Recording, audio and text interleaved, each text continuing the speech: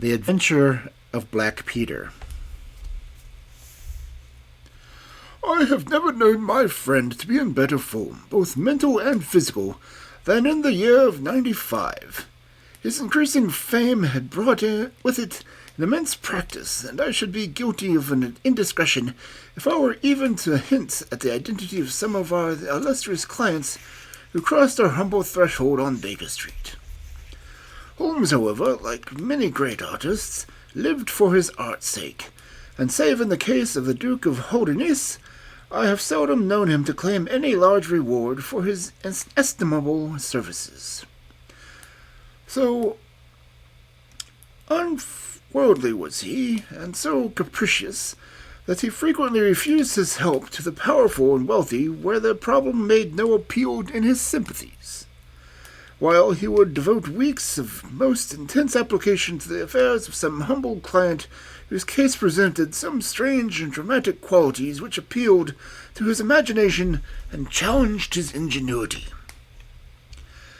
In this memorable year of 1905, a curious and incongruous succession of cases had engaged his attention, ranging him from the famous investigation of the sudden death of the Cardinal Tosca, an inquiry which was carried out by him at the express desire of His Holiness the Pope, down to his arrest of Wilson, the notorious canary trainer, which removed a plague spot from the East End of London.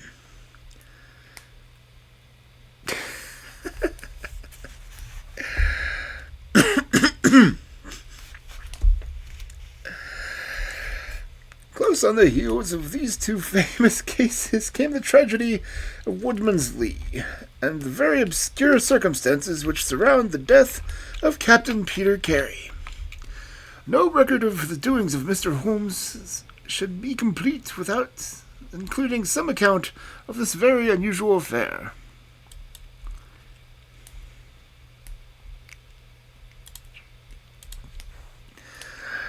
During the last week of July, my friend had been absent so often and so long from our lodgings that I knew he had something on hand. The fact that several rough-looking men called during that time and inquired for Captain Basil made me understand that Holmes was working somewhere under one of his numerous disguises and names with which he concealed his own formidable identity. He had at least 5 small refuges in different parts of London in which he was able to change his personality. He said nothing of his business to me, and it was not my habit to force a confidence. The first positive sign which he gave me of the direction which this investigation was taking was an extraordinary one. He had gone out before breakfast, and I had sat down to mine, when he strode into the room, his hat upon his head, and a huge barbed-headed spear tucked under his arm like an umbrella. "Good gracious, Holmes," I cried. "You don't mean to say that you have been walking about London with that thing?" "I drove to the butcher's and to work." "The butcher's?" "And I returned with an excellent appetite. There can be no question, my dear Watson, of the value of exercise before breakfast. But I am prepared to bet that you will not guess the form that my exercise has taken." "I will not attempt it." He chuckled as he poured out the coffee. "If you could have looked at Alderon's black shop, you would have seen a dead pig swung from a hook from the ceiling, and a gentleman on his shirt-sleeves furiously stabbing at it with this weapon. I was that energetic person, and I have satisfied myself by no exertion of my strength can transfix a pig with a single blow. Perhaps you would care to try."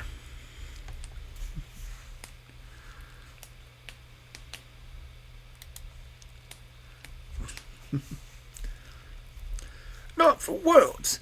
But where are you going this?" "Because it seemed to me to have an indirect bearing upon the mystery of Woodman Lee. Hopkins, I got your wire last night, and I've been expecting you. Come in and join us."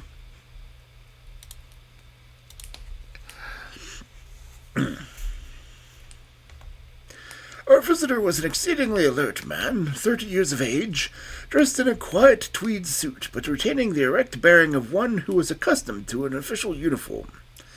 I recognized him at once as Stanley Hopkins, a young police inspector for whose future Holmes had high hopes, while he in turn professed an admiration and respect for the pupil for the scientific methods of the famous amateur. Hopkins' brow was clouded, and he sat down with an air of deep dejection.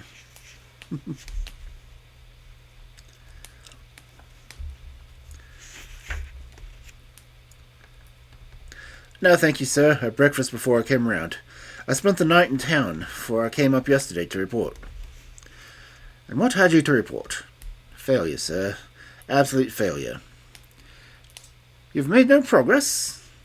None. Dear me, I must have a look at the matter. I wish to heavens that you would, Mr. Holmes. It's my first big chance, and I'm at my wit's end. For goodness sake, come down and lend me a hand. Well, it just happens that I have already read the available evidence, including the report of the inquest, with some care.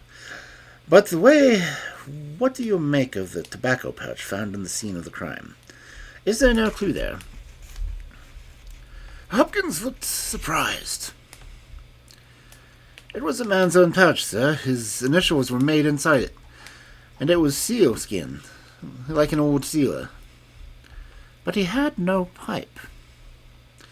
No, sir, we could find no pipe, indeed. He smoked very little, and yet he might have kept some tobacco for his friends.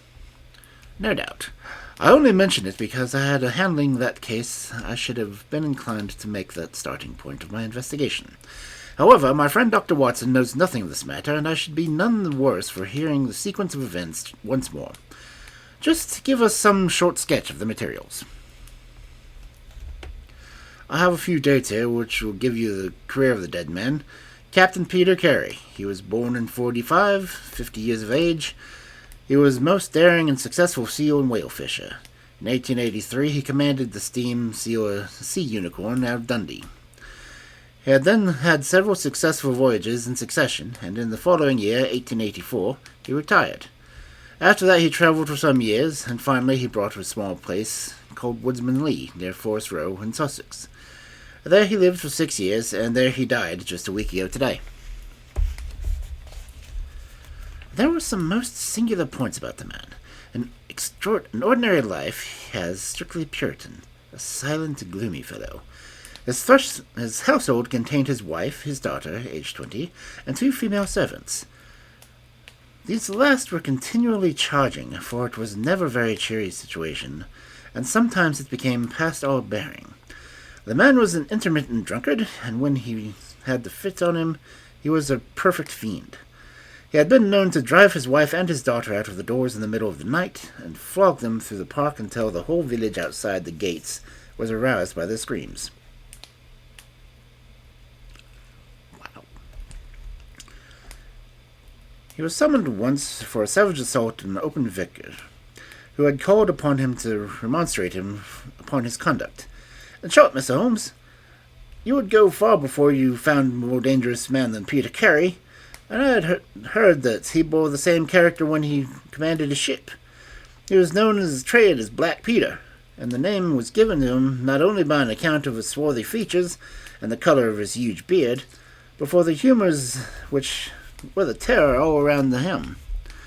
I need not say that he was loathed and avoided by every one of his neighbours, and that I have not heard a single word of sorrow about his terrible end.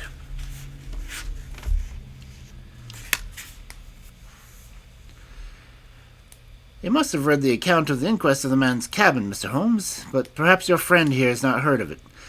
He had built himself a wooden outhouse. He always called it the cabin, a few hundred yards from his house, and it was there where he slept every night.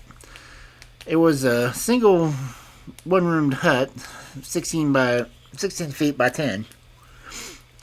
He kept the key in his pocket, made his own bed, cleaned it himself, and allowed no other foot to cross the threshold. There are small windows on each side, which were covered by curtains and never opened. One of those windows was turned towards the high road, and when the light burned in the night, The folk used to point at it and each other and wonder what Black Peter was doing in there. That's the window, Mr. Holmes, which gave us a few bits of positive evidence that came out in the inquest.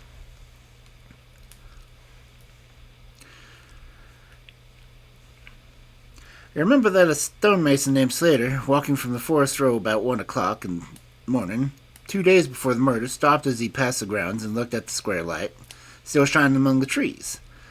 He swears that the shadow of a man's head turned sideways and was clearly visible on the blind, and that the shadow was certainly not that of Peter Carey, whom he knew well.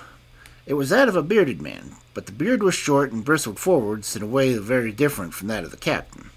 So he says, but he had been 2 hours in the public house, and it was some distance from the road to the window. Besides, this he refers to a Monday, and the crime was done upon Wednesday. On Tuesday, Peter Carey was in one of his blackest moods, flushed with drink and as savage as a dangerous wild beast. He roamed about the house, and the women ran for it when they heard him coming. Late in the evening, he went down to his own hut. About 2 o'clock the following morning, his daughter, who slept with her window open, heard the most fearful yelling from that direction, but it was no unusual thing for him to bawl and shout when he was drunk, so no notice was taken of it. On rising at 7, one of the maids noticed that the door of the hut was open, but so great was the terror for which the man caused that it was midday before anyone would venture down to see what had become him. Peeping into the open door, they saw a sight which sent them flying with white faces into the village. Within an hour, I was on the spot and had taken over the case. Well, I have fairly steady nerves, as you know, Mr. Holmes, but I give you my word that I got a shake when I put my head into that little house. It was droning like a harmonium with the flies and the bluebottles, and the floor and walls were like a slaughterhouse. He had called it a cabin, and a cabin it was, sure enough, for you would have thought that you were in a ship. Here was a bunk at one end, a sea chest, maps and charts, a picture of the sea unicorn, a line of logbooks on the shelf, all exactly as one would expect to find in a captain's room. And there he was in the middle of it, the man himself, his face twisted like a lost soul in torment, and his great bridled beard struck upwards in his agony. Right through the broad breast a steel harpoon had been driven, and it had sunk deep into the wood of the wall behind him. He was pinned like a beetle on a card. Of course, he was quite dead, and had been so for the instant that he had uttered the last yell in agony. I know your methods, sir, and I applied them.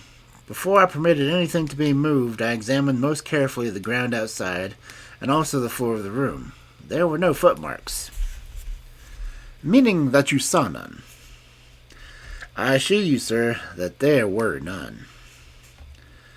My good Hopkins, I have investigated many crimes, but I have never yet seen one in which is committed by a flying creature. As long as the criminal remains upon 2 legs, so long there must be some indentation, some abrasion, some trifling displacements, which can be detected by a scientific searcher. It is incredible that this blood-spattered room contained no more trace which could have aided us. I understand, however, from the inquest that there were some objects which you failed to overlook. The young inspector winced at my companion's ironical statements. I was a fool to not call you in at the time, Mr. Holmes. However, that's past praying for now. Yes, there were several objects in the room which called for special attention. One was a harpoon with which the deed was committed, and it has been snatched down from a rack on the wall. 2 others remained there, and there was a vacant place for the third. On the stock was engraved SSC Unicorn, Dundee. It seemed to establish that the crime had been done in a moment of fury, and that the murderer had seized the first weapon which came his way. The fact that the crime was committed at 2 in the morning, yet Peter Carey was fully dressed, suggested that he had an appointment with the murderer, which is borne out by the fact that a bottle of rum and 2 dirty glasses stood upon the table. Yes, said Holmes. I think that both inferences are permissible. Was there any other spirit but rum in the room? Yeah, there was a tantalus containing brandy and whiskey in a sea chest. It is of no importance to us, however, since the decanters were full, and it had therefore not been used.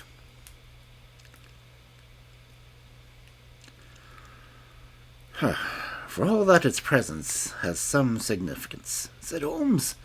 However, let us hear some more about the objects which do seem to bear upon the case. There was a tobacco couch upon the table. What part of the table? It lay in the middle. It was, of course, sealskin and straight-haired skin, with a leather thong to bind it. Inside was PC on the flap. There was half an ounce of strong ship's tobacco in it. Excellent. What more? Stanley Hopkins drew from his pocket a drab-colored notebook. The outside was rough and worn, the leaves discolored. On the first page were written the initials J.H.N. and the date 1883. Holmes laid it out on the table and examined it in his minute way, while Hopkins and I gazed over each shoulder. On the second page were the printed letters C.P.R. Then came several sheets of numbers. Another heading was Argentine, another Costa Rica, and another San Paulo. Each of the pages were signs and figures after it. What do you make of these? Asked Holmes. To be the stock exchange securities. I thought that JHN were the initials of the broker, and CPR may have been his client. Try Canadian Pacific Railway, said Holmes. Stanley Hopkins swore between his teeth and struck his thigh with a clenched hand. What a fool I've been, he cried. Of course, it is as you say, then JHN are the initials we have to solve. I've already examined the old stock exchange lists, and I can find no one in 1883, either in this house or among the outside brokers whose initials correspond with these. Yet I feel that the clue is the most important one that I told. You will admit, Mr. Holmes, that there is a possibility that these initials are those of a second person who was present, in other words, the murderer. I would argue that the introduction into the case, the document relating the large masses of valuable securities, gives us the first sign of some indication of a motive for the crimes. Sherlock Holmes's face showed that he was thoroughly taken aback by the new development. I must admit both of your points, said he. I confess that this notebook, which did not appear in the inquest, modifies any views which I may have formed. I had come to the theory of a crime in which I can find no place for this. Have you endeavored to trace any of the securities here mentioned? Inquiries are now being made at the offices, but I fear the complete register of the stockholders of these South American concerns is in South America, and that some weeks may elapse before we can trace the shares. Holmes had been examining the cover of the notebook with his magnifying lens. Surely there's some discoloration here, he said. Yes, sir, it is a blood stain. I told you that we picked the book off the floor. Was the blood stain above or below? On the side next to the boards. Which proves, of course, that the book was dropped after the crime was committed. Exactly, Mr. Holmes. I appreciated that point and conjectured that it was dropped by the murderer in his hurried flight. It lay next to the door. I suppose that none of these securities have been found among the property of the dead man. No, sir. Have you any reason to suspect robbery? No, sir. Nothing seemed to have been touched. Dear me, it certainly is a very interesting case. Then there's the knife. Was there not? A sheath knife, still in its sheath. It lay at the feet of the dead man. Mrs. Carey had identified it as being her husband's property. Holmes was lost in thought for some time. Well, said he at last, I suppose I shall have to come out and have a look at it. Stanley Hopkins gave a cry of joy. Thank you, sir. That will be a weight off my mind. Holmes shook his finger at the inspector. I would have been an easier task a week ago, he said, but even now my visits may not be entirely fruitless. Watson, if you have any time to spare, I should be very glad of your company.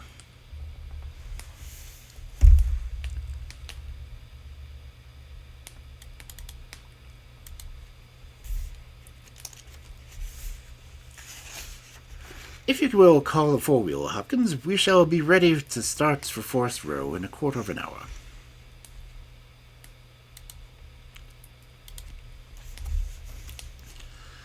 Alighting at the small wayside station, we drove for some miles through the remains of widespread woods, which were once part of the great forest for so long held by Saxon invaders at bay. The impenetrable Weald, for 60 years the bulwark of Britain. Vast sections of it have been cleared, for this the seat of the first ironworks of the country, and the trees have been felled to smelt the ore. Now the richer fields of the north have absorbed the trade, and nothing save those ravaged groves and great scars of the earth show the work of the past. Here in the clearing upon the green slope of the hill stood a long and low stone house, approached by a curving drive running through the fields. Near the road, and summoned on 3 sides of bushes, was a small outhouse, one window and door facing in our direction. It was the scene of the murder.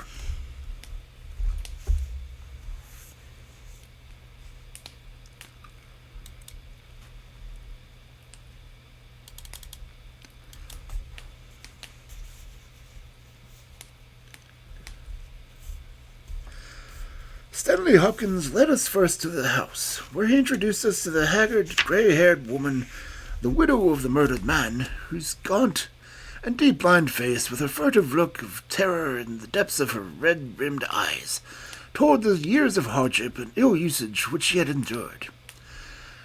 With her was her daughter, a pale, fair-haired girl, whose eyes blazed defiantly at us as she told us that she was glad that her father was dead, and she blessed the hand which had struck him down. It was a terrible household that Black Peter Carey had made for himself, and it was a sense of relief that found ourselves in the sunlight again, and making our way along the path which had been worn across the fields by the feet of the dead man. The outhouse was the simplest of dwellings, wood-walled, shingle-roofed, one window beside the door, and one on the farther side.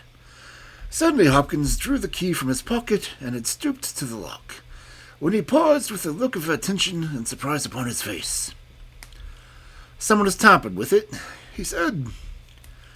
There could be no doubt of the fact. The woodwork was cut, and the scratches showed white through the paint, as if it had been at instant done. Holmes had been examining the window. "Someone has tried to force this also. Whoever it was failed to make his way in. He must have been a very poor burglar."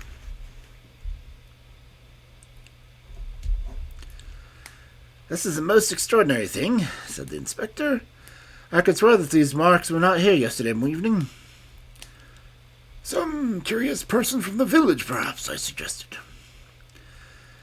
"Very unlikely. Few of them would dare to step foot on the grounds, far less to try to force their way into the cabin. What do you think of it, Mr. Holmes?" "I think that fortune is very kind to us." "You mean that the person will come again?" "It is very probable. He came expecting to find the door open. He tried to get it open with the blade of a very small penknife. He could not manage it. What would he do?" "Come again the next night. Are you more useful tool?" "So I should say. It will be our fault if we are not there to receive them. Meanwhile, let me see the inside of the cabin."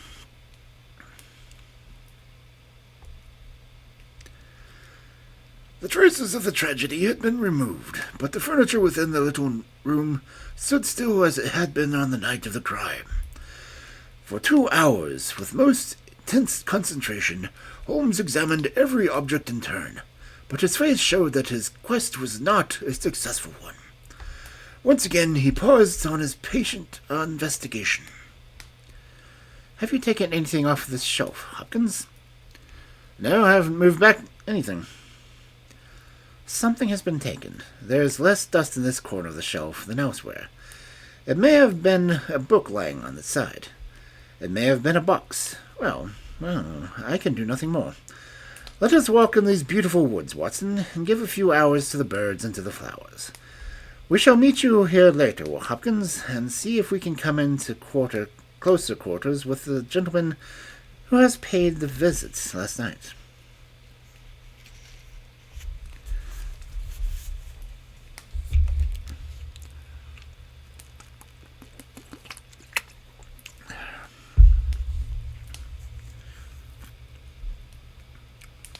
It was past 11 o'clock when we formed our little ambuscade. Hopkins was for leaving the door of the hut open, but Holmes was in the opinion that this would rouse the suspicions of the stranger. The lock was a perfectly simple one, and only a strong blade was needed to push it back. Holmes also suggested that we should wait not inside the hut, but outside it among the bushes which grew around the farther window. This way we should be able to watch our man if he struck the light, and see what his object and have a stealthy nocturnal visit.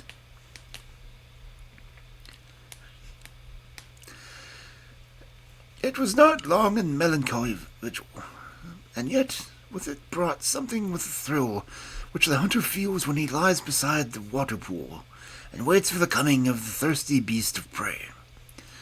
What savage creature was it which might steal upon us out of the darkness?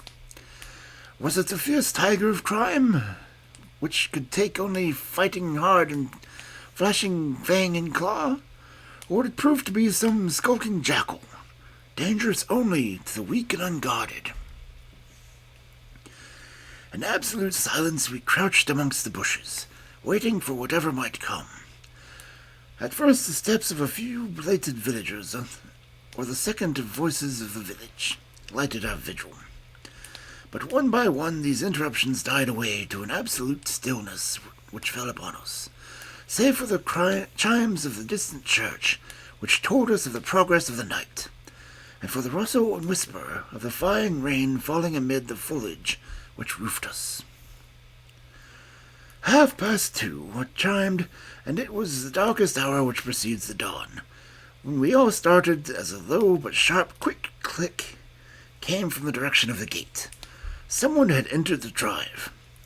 Again there was a long silence, and I had begun to fear that this was a false alarm, when a stealthy step was heard upon the either side of the hut, and a moment later the metallic scraping and clink. The man was trying to force the lock. This time his skill was greater, or his tool was better, for there was a sudden snap and the creak of hinges. Then a match was struck, and next instant the steady light from a candle filled the interior of the hut. Through the curtain our eyes were all riveted upon the scene within. The nocturnal visitor was a young man, frail and thin, with a black moustache which intensified his deadly pallor of his face. He could not have been much more than above 20 years of age. I have never seen any human being so appeared to be in such a pitiable fright, for his teeth were visibly chattering, and he was shaking in every limb. He was dressed like a gentleman. A Norfolk jacket and knickerbockers, with a cloth cap upon his head. We watched him staring round with frightened eyes, and then he laid the candle end upon the table and disappeared from our view into one of the corners. He returned with a large book, one of the logbooks, which formed a line upon the shelves. Leaning on the table, he rapidly turned over the leaves of this volume until he came to an entry which he sought. Then, with an angry gesture, he clenched his fist and closed the book and replaced it in the corner, and then put out the light. He had hardly turned to leave the hut when Hopkins' hand was on the fellow's collar, and I heard his loud gasp of terror as he understood that he was taken. The candle was relit, and there was our wretched captive shivering and cowering in the grasp of the detective. He sank down upon the sea-chest and looked helplessly from one of us to the other. "Now, my fine fellow," said Stanley Hopkins, "who are you, and what do you want here?" The man pulled himself together and faced us with an effort at self-composure. "You're detectives, I suppose," said he. You can imagine I'm connected with the death of Captain Peter Carey. I assure you that I'm innocent. We'll see about that, said Hopkins. First of all, what is your name? It's John Hopley Nelligan. I saw Holmes and Hopkins exchange a quick glance. What are you doing here? Can't I speak confidently? No, certainly not. Why should I tell you? If you have no answer, it may go badly for you at the trial. The young man winced. Well, I will tell you, said he. Why should I not? And yet I hate to think of the old scandal gaining a new lease in life. Did you ever hear of Dawson and Nelligan? I could see from Hopkins' face that he'd never had, but Holmes was keenly interested. You mean the West Country bankers, he said. They failed for $100,000, ruined half the country families in Cornwall and Nelligan, disappeared. Exactly, and Nelligan was my father. At last we were getting something positive, and yet it seemed a long gap between the absconding banker and Captain Peter Carey pinned against the wall with his own harpoon. We all listened intently to the young man's words. It was my father who was really concerned. Dawson had retired, and I was only 10 years of age at the time, but I was old enough to feel the shame and horror of it all. It has always been said that my father stole all the securities and fled. It is not true. It was his belief that if he were given time in which to realize them, all would be well and every creditor paid in full. He started in his little yacht in Norway just before the warrant was issued for his arrest. I can remember that last night, when he bade farewell to my mother. He left us a list of securities he was taking, and he swore that he would come back with his honor cleared, and that none who had trusted him would suffer. Well, no word was ever heard from him again. Both the yacht and he vanished utterly. We believed, my mother and I, that he and it, with the securities that he had taken with him, were at the bottom of the sea. We had a faithful friend, however, who was a businessman, and it was he who discovered some time ago that some of the securities which my father had with him had reappeared on the London market. You can imagine our amazement. I spent months in trying to trace him, and at last, after many doubtings and difficulties, I discovered that the original seller had been Captain Peter Carey, the owner of this hut.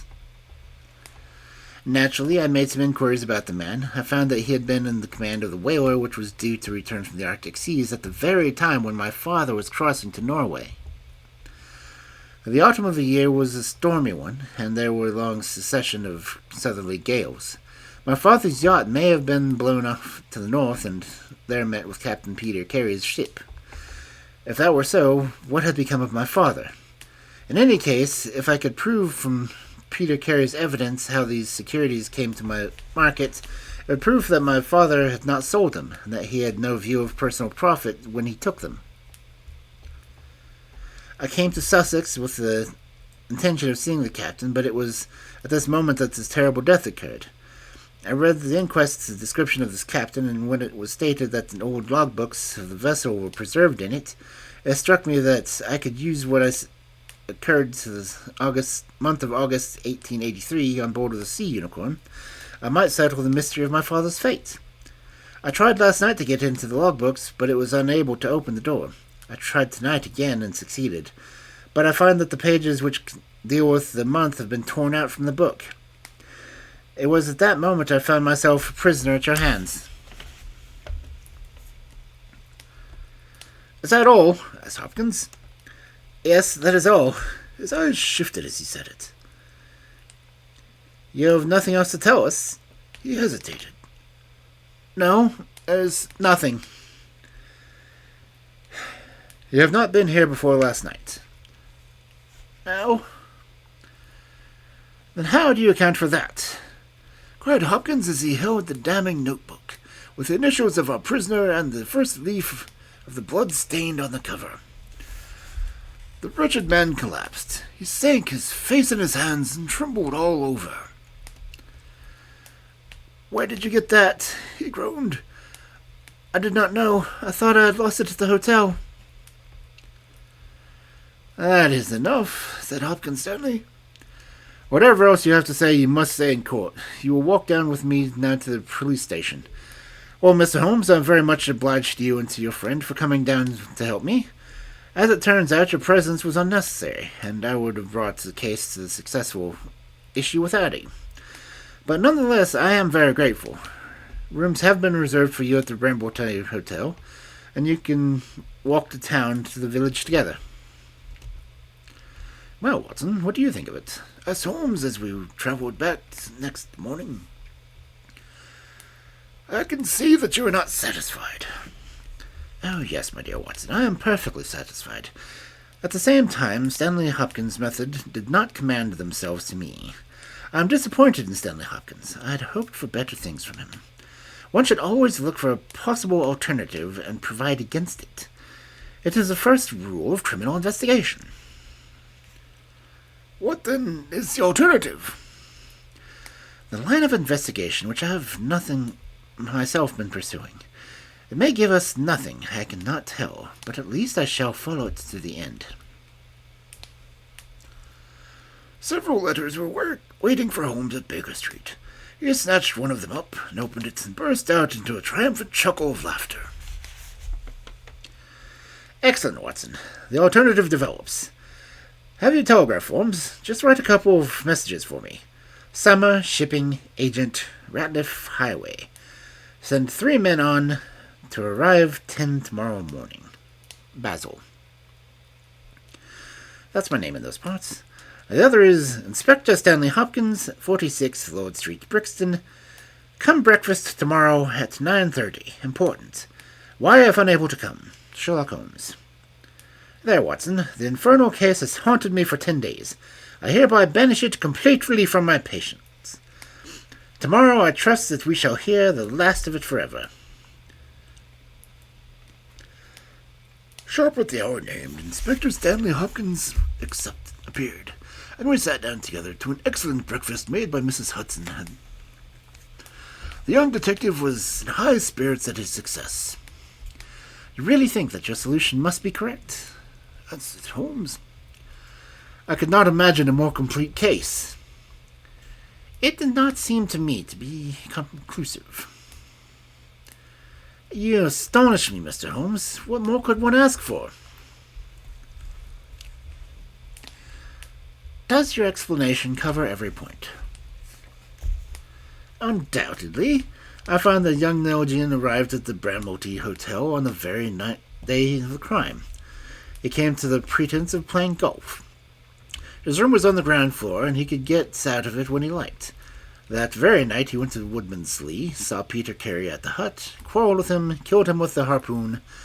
Then, horrified by what he had done, he fled out of the hut, dropping the notebook which he had brought with him in order to question the Peter Carey about these different securities. You may have observed that some of them were marked with ticks, and the others, the great majority, were not. Those which are ticked have been traced to the London market, but the others presumably were still in possession of Carey. The young Nelligan, according to his own account, was anxious to recover them in order to do the right thing by his father's creditors. After his flight he did not dare to approach the hut again for some time, but at last he forced himself to do it in order to obtain the information which he needed. Surely that is all simple and obvious." Holmes smiled and shook his head.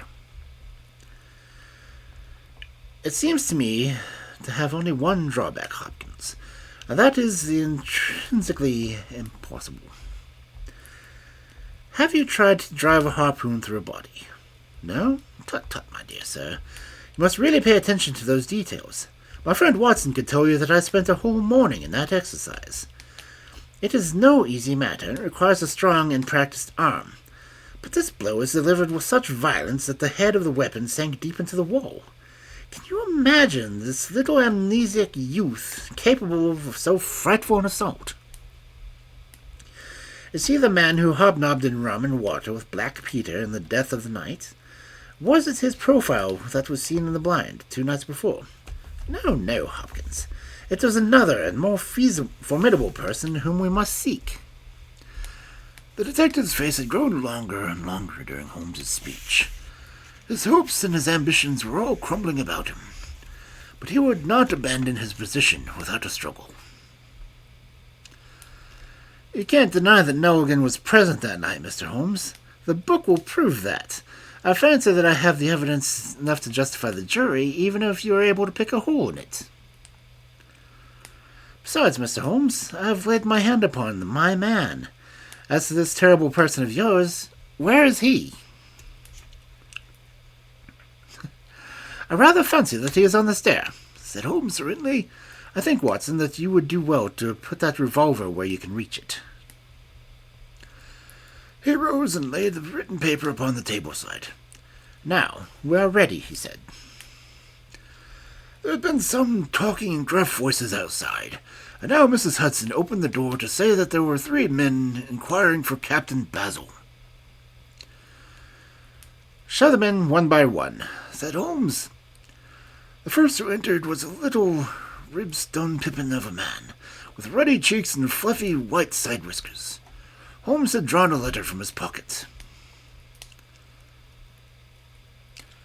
What name? He asked. James Lancaster. I'm sorry, Lancaster, but the berth is full. Here's half a sovereign for your trouble. Just step into the room and wait there for a few minutes.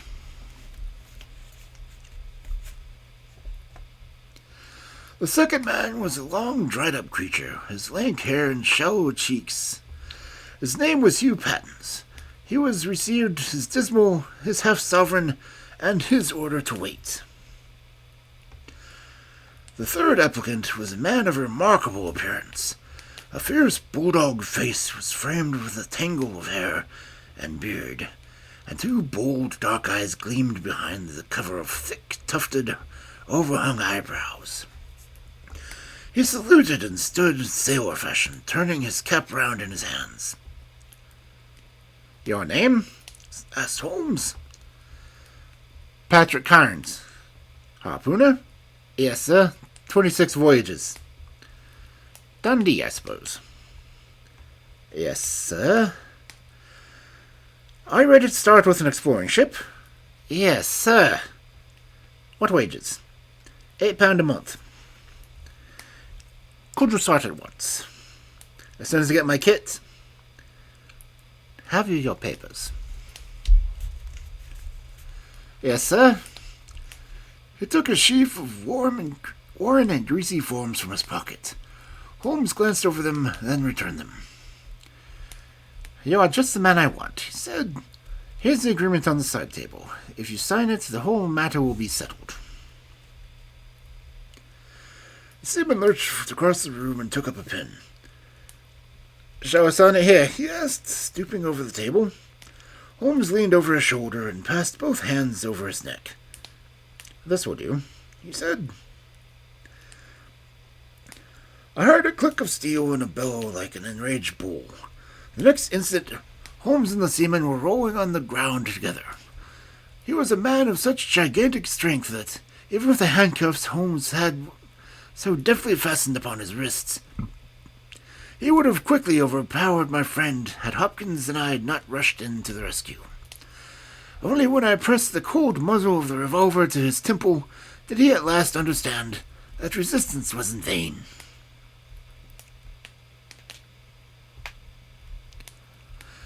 We lashed his ankles with a cord and rose breathless from the struggle. I must really apologize, Hopkins, said Sherlock Holmes.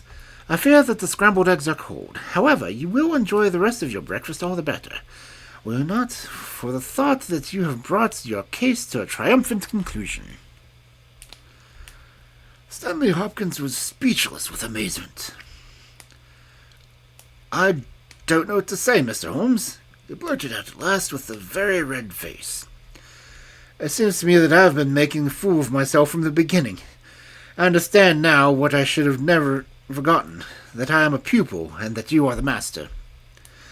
Even now I've seen what you have done, but I don't know how you did it, or what it signifies. Well, well, said Holmes good-naturedly. We all learn by experience, and your lesson this time is that you should never lose sight of the alternative. You are so absorbed in young Nelligan that you could not spare a thought to Patrick Carnes, the true murderer of Peter Carey. His hoarse voice was of a seaman who broke into a conversation. See here, mister, he said. I make no complaints about being manhandled in this fashion, but I would have you call me things by their right names. You say I meted Peter Carey. I say I killed Peter Carey. And there's all the difference. Maybe you didn't believe what I say, but maybe you think I'm just slinging you in a yarn. Not at all, said Holmes. Let us hear what you have to say.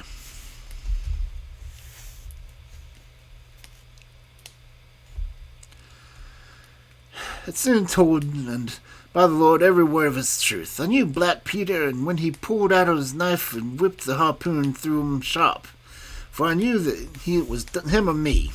That's how he died. You can call it murder, anyhow. As soon as die is with the rope around my neck than it's with Black Peter's knife in my heart. How came you there? Asked Holmes. I'll tell you from the beginning. Just set me up a little so I can speak easy. It was in '83 that it happened, August of that year. Peter Carey was master of the Sea Unicorn, and I was the spare harpooner. We were coming out of an ice pack on our way home when the headwinds and a weak southerly gale, when we picked up a little craft that had been blown north. There was one man on her, a landsman. The crew had thought that she would founder, so we made our way to the Norwegian coast in the dinghy. I guess they were all drowned. Well, we took him on board, this man, and the skipper had some long talks in the cabin. All the baggage we took off him was in the tin box, and as far as I know, the man's name was never mentioned, and on the second night he disappeared as if he had never been. It was given out that he had either thrown himself overboard or had fallen overboard in the heavy weather that was heaving. Only one man knew what had happened to him, and that was me. For all my own eyes, I saw the skipper tip up his heels and put him over the rail in the middle of the watch of the dark night. 2 days before we sighted Shetland lights. Well, I kept my knowledge to myself and waited to see what would come of it. When we got back to Scotland, it was easily hushed up and nobody asked any questions. A stranger died by an accident, and it was nobody's business to inquire. Shortly after, Peter Carey gave up the sea, and it was long years before I could find where he was. I guess that he should have done the deed for the sake of what was in that tin box, and that he could afford now to pay me well for keeping my mouth shut. I found out where he was, though, the sailor man that had met him up in London, and down I went to squeeze him. The first night he was reasonable enough, and I was ready to give what would make me a free man in the life of sea. We were in a fix till 2 nights later, when I came and found him drunk 3 parts and in a vile temper. We sat down and we drank and we yarned about the old times, but the more he drank, the less I liked the look on his face. I spotted that harpoon on the wall, and I thought I might need it before I was through. Then at last he broke out at me, spitting and cursing and murder in his eyes and a great clasp knife in his hand. He had not time to get it from the sheath before I had the harpoon through him. Heavens, what a yell he gave! And his face gets between me and my sleep. I stood there with his blood splashing around me and waited for a bit, but all was quiet, so I took heart once more. I looked around and there was a tin box on the shelf. I had as much right to it as Peter Carey anyhow, so I took it with me and left the hut. Like a fool, I left my bucky patch on the table. Now I'll tell you the queerest part of the whole story. I had hardly got outside the hut when I heard something coming, and I hid myself among the bushes. A man came slinking along, went into the hut, and gave a cry as if he had seen a ghost, and legged it as fast as he could until he was out of sight. Who he was and what he wanted is more than I can tell. For my part, I walked 10 miles, got on a train to Tunbridge Wells, and so reached London, and no one was the wiser. Well, then I came to examine the box, and I found that there was no money in it, nothing but papers that I could not dare to sell. I lost my hold on Black Peter and was stranded in London without a shilling. There was my only trade left. I saw these advertisements about harpooners and high waves, and I went to the shipping agents, and they sent me here. That's all I know, and I say again that if I killed Black Peter, the law should give me the thanks, for I saved them the price of a hangman rope. A very clear statement, said Holmes, rising and lighting his pipe. I think, Hopkins, that you should lose no time in conveying your prisoner to a place of safety. This room is not well adapted for a cell, and Mr. Patrick Carnes occupies too large a portion of our carpet. Mr. Holmes, said Hopkins, I do not know how to express my gratitude. Even now I do not understand how you attained the result. Simply by having the good fortune to get the right clue from the beginning. It is very possible that if I had known about the notebook, I might have led the way my thoughts as did yours. But I heard pointing in one direction.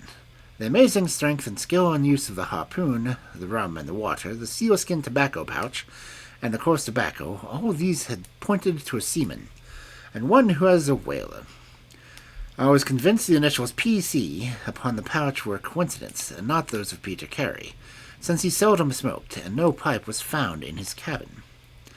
You remember that I asked whether whiskey or brandy were there in the cabin. You said there were. How many landsmen are there that would drink rum when they could get these other spirits? Yes, I was certain it was a seaman. And how did you find him? My dear sir, the problem had become a very simple one. If it was a seaman, it could only be a seaman who had been with him on the Sea Unicorn. So far as I could learn, he had sailed no other ship. I spent 3 days in wiring to Dundee, and at the time of that, I ascertained the names of the crew of the Sea Unicorn in 1883. When I found Patrick Carnes among the harpooners, my research was nearing its end. I argued that the man was probably in London, and that he would desire to leave the country for some time. I therefore spent some days in the East End, devised an Arctic expedition, put toward tempting terms for harpooners, who would serve under Captain Basil. And behold, the result. Wonderful, cried Hopkins. Wonderful. You must obtain the release of young Nelligan as soon as possible, said Holmes. I confess that I think you owe him some apology. The $10 must be returned to him, but of course the securities which Peter Carey has sold are lost forever. There's the cab, Hopkins, and you can remove your man. If you want me for the trial, my address and that of Watson will still be somewhere in Norway. I'll send the particulars later.